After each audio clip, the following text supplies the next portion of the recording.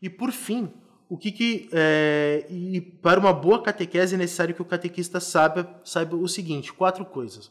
Primeiro, ordenar todas as coisas em Cristo.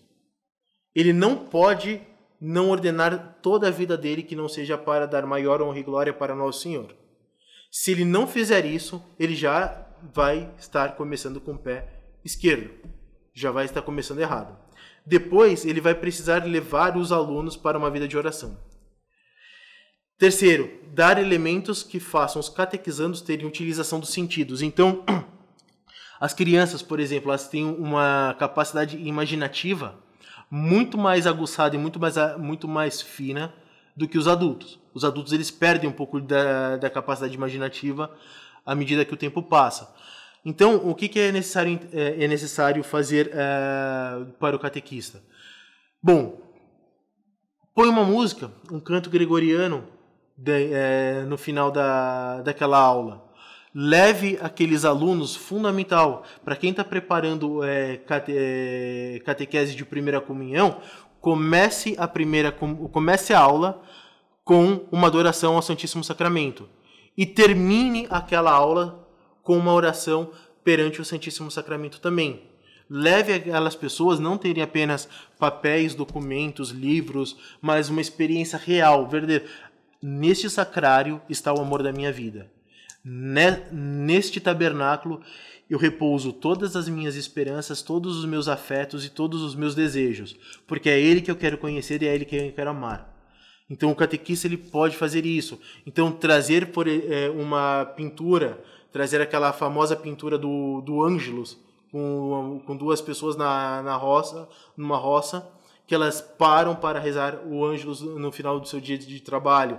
É fundamental que as pessoas também tenham essa visão, ou que vejam as obras de Caravaggio, ou que tenham esse contato com uma arte boa, porque você está usando a visão, o olfato, você pode levar para sentir numa missa tridentina o próprio incenso, que vai dar uma outra experiência bem interessante para aqueles catequizandos, a audição com o canto gregoriano, ou seja, a catequese precisa também passar por essa experiência, porque passando por tudo isso, ele vai gravar no imaginário dele, e gravando no imaginário dele, ele vai conseguir penetrar, ele vai conseguir ser envolvido de forma muito mais evidente na própria fé.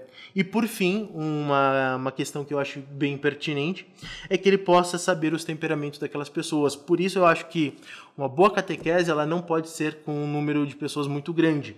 Ela precisa ser com números de pessoas reduzidas, entre 10, 15 pessoas, para que o catequista possa conhecer um pouco melhor aquelas pessoas, para que, na medida que as aulas forem acontecendo, à medida que os encontros forem se sucedendo, ele possa ter uma maior intimidade com aquelas pessoas e ajudar elas no caminho mais pertinente.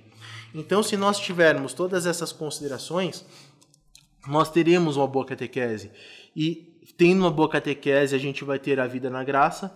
Tendo a vida na graça, a gente vai conseguir ter um entendimento maior daquilo que é o nosso dever de Estado e daquilo que são os nossos deveres enquanto católicos.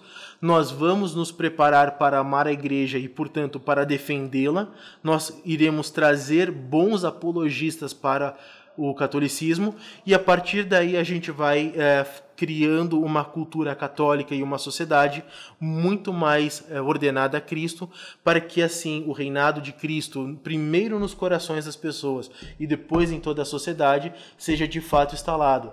Sem essas considerações e sem esse pontapé inicial que se dá na catequese, dificilmente a gente vai conseguir atingir o reinado de Cristo para os corações e para a sociedade.